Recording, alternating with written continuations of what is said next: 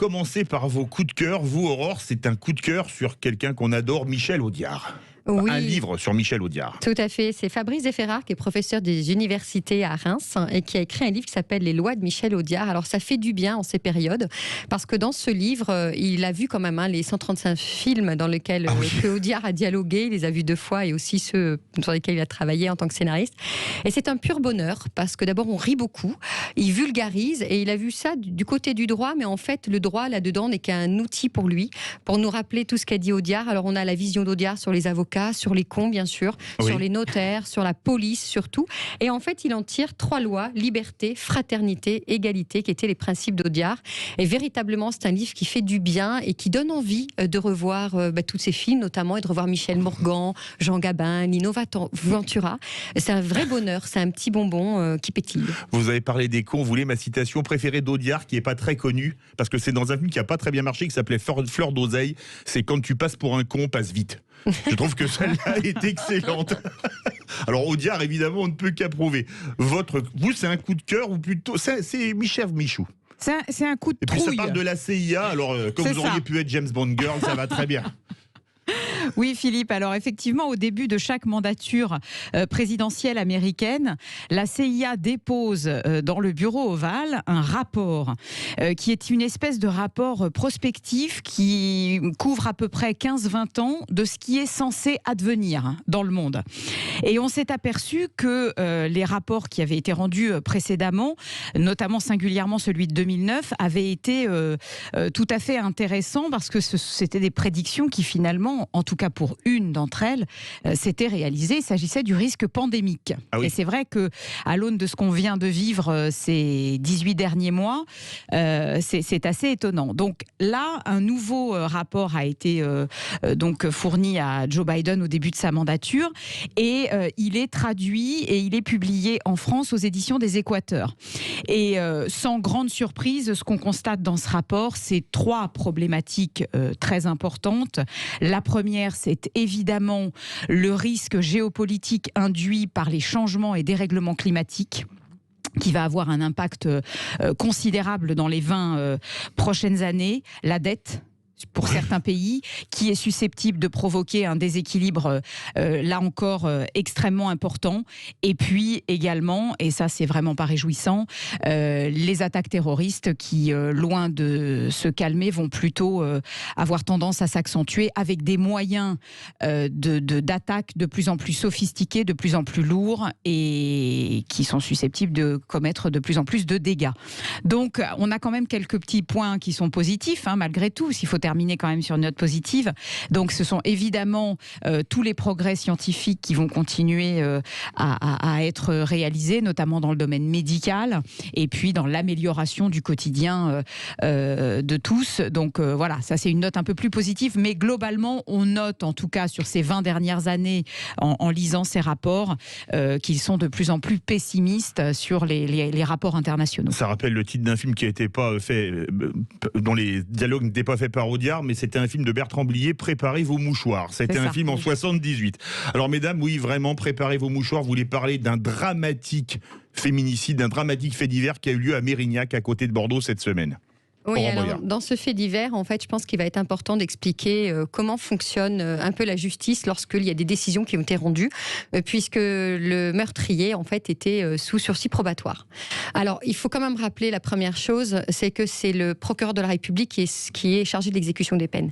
Donc, à partir du moment où quelqu'un ne respecte pas son sursis probatoire, qu'est-ce qui doit être fait ? Le procureur de la République doit saisir le juge d'application des peines et en règle générale, la personne, on la trouve, on la met en prison, le temps que le juge d'application des peines puisse voir le dossier. Sauf que j'ai appris récemment, puisque moi j'étais pas du tout une spécialiste de l'application des peines, mais il s'avère que j'ai eu un dossier un peu similaire, mais pas sur un féminicide, et heureusement mon client est toujours en vie, donc c'est très bien.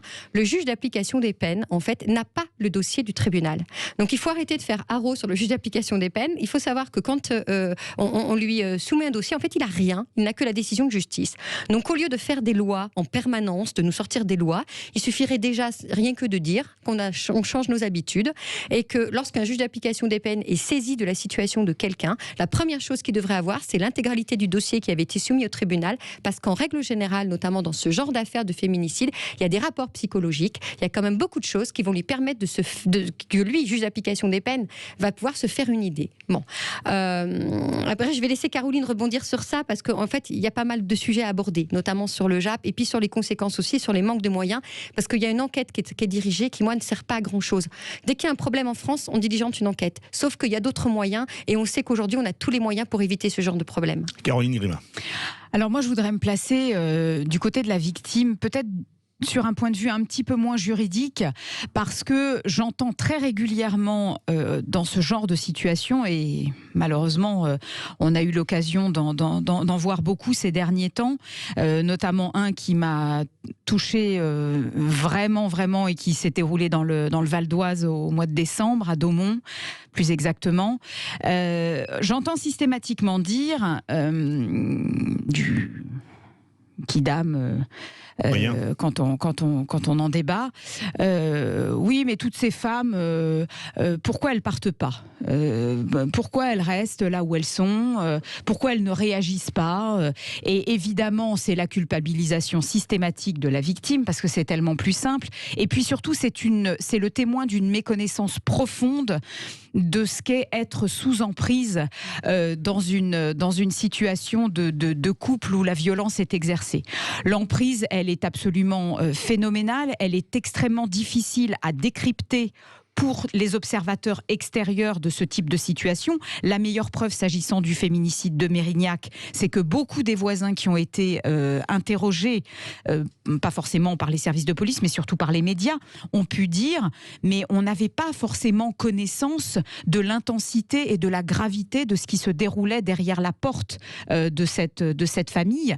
Et surtout, pour bon nombre de femmes, c'est extrêmement difficile d'envisager, à la fois psychologiquement, mais également professionnellement et économiquement, de partir. C'est très, très, très compliqué. Et indépendamment des problématiques strictement juridiques que Aurore a bien fait de souligner, il faudrait aussi mettre en œuvre des moyens pour permettre à ces femmes, je sais qu'il y a beaucoup dans le tissu associatif, il y a beaucoup de monde qui s'occupe de ça, mais il en faudrait encore plus pour leur permettre de s'extirper sur le plan à la fois économique et professionnel, d'obtenir une indépendance pour justement pouvoir encore mieux s'échapper. Justement, Aurore Boyer, quels moyens?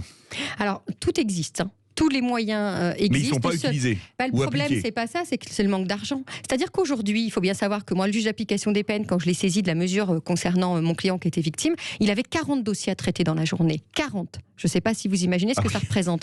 J'étais donc le 41e dossier, bien sûr, et des dossiers dans lesquels, malheureusement, souvent, il n'a pas grand-chose, donc il est obligé de se débrouiller, d'appeler les uns les autres. Et moi, pour la victime, j'avais fait passer mon dossier, le dossier que j'avais remis au tribunal. Donc ça, c'est déjà une première réalité. Quand on dit, et qu'on n'arrête pas de dire depuis des années, qu'il faut doubler le nombre de magistrats, doubler le nombre de greffiers, c'est une réalité. Et redonner la parole aux avocats aussi. Il faut aussi faire confiance aux avocats. Et il faut aussi travailler dans l'interprofessionnalisation. Parce qu'on a vu dans le drame de Mérignac, personne ne communique entre eux. Le problème, il est là. Ça suffit, et ça, c'est le problème moi, que j'ai même dans le Var. Je le vois, je suis très impliquée sur les victimes de violences. C'est pas pour rien que j'ai fait signer par mon barreau une charte avec la CAF, et on est en train de continuer à travailler sur ces outils-là.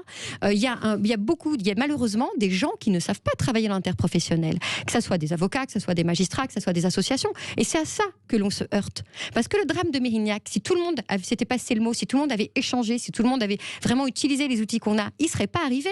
Donc donnez-nous des moyens financiers, arrêtez de faire des enquêtes à la noix, parce qu'il va en découler quoi? Il va en découler que oui, il y a des problèmes de communication, on le sait. Que oui, il y a des manques de moyens. Et puis les magistrats étant un peu corporatistes, ce ne sera jamais la faute d'un magistrat. Mais vous savez, tous les corps sont un peu corporatistes. Même chez nous, il y a du corporatisme.